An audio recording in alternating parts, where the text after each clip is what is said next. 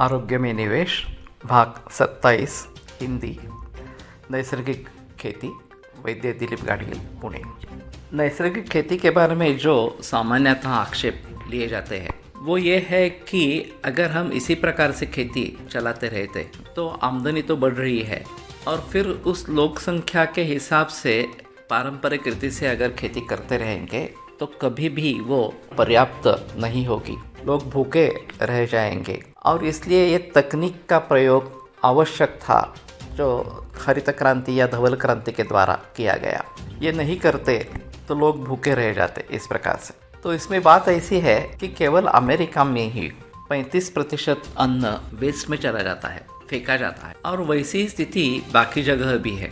जो श्रीमान लोग हैं वो उसमें बेदरकार है। मैंने पैसे दिए हैं, बस मेरा अधिकार है, मैं फेंक सकता हूँ, ज़्यादा निर्माण हो गया है, मैं फेंक सकता हूँ, इस प्रकार से। तो ये मानसिकता ही गलत इस प्रकार की है। वैसे आदमी की खाने की ज़रूरत बहुत कम रहती है। चरकाचार्य के अनुसार स्टमक या आमाशय के 3 भाग कल्पना करने हैं। उसमें से एक घन आहार, एक द्रव आहार और एक रिक्त छोड़ना है।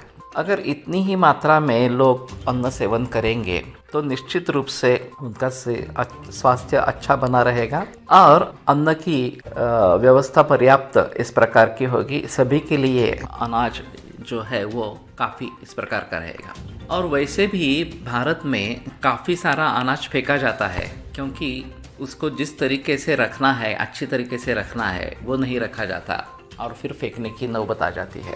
तो ये तो हमें टालना है, इसमें कोई संदेह की बात इस प्रकार की नहीं है।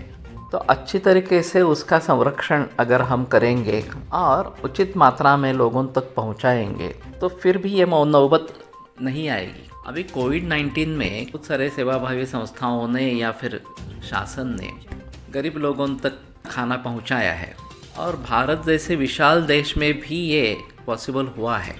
तो कहने का तात्पर्य से ये है कि हमें प्रकार से हम खाना प्रिजर्व करेंगे, ये अच्छी तरीके से सोचना है और उचित मात्रा में लोगों तक पहुंचाएंगे तो बात हो सकती है। वही बात रही जर्सी गाय के दूध की।